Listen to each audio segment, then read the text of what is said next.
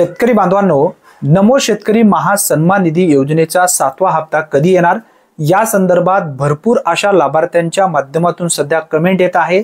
याचबरोबर काही शेतकऱ्यांच्या माध्यमातून व्हॉट्सअपवरती सुद्धा मेसेज आलेले आहेत। काही लाभार्थी फोन सुद्धा केलेले आहेत की 7वा हप्ता कधी येणार या संदर्भात माहिती द्या।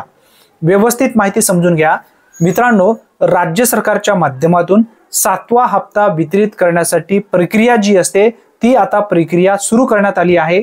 केंद्र सरकारच्या माध्यमातून पीएम किसान सन्मान निधी योजनेसाठी जे महाराष्ट्रामध्ये शेतकरी पात्र होते 92,91,000 शेतकरी पात्र होते, त्यांचा डाटा आता केंद्र सरकारकडून कृषी विभागाकडे रेडी करण्यात आलेला आहे, म्हणजे मागवण्यात आलेला आहे।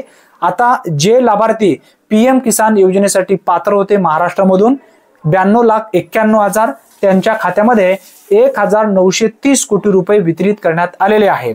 आता जे लाभार्थी पीएम किसान सन्मान निधी योजनेमध्ये पात्र आहेत तेच लाभार्थी नमो शेतकरी महासन्मान निधी योजनेसाठी पात्र असणार आहेत। आता फक्त निधीची प्रतीक्षा बाकी आहे।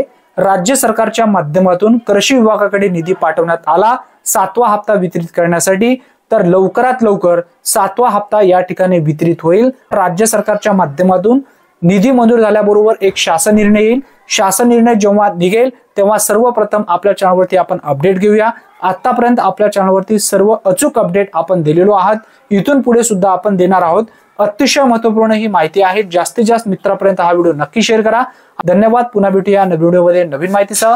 तोपर्यंत जय हिंद, जय महाराष्ट्र।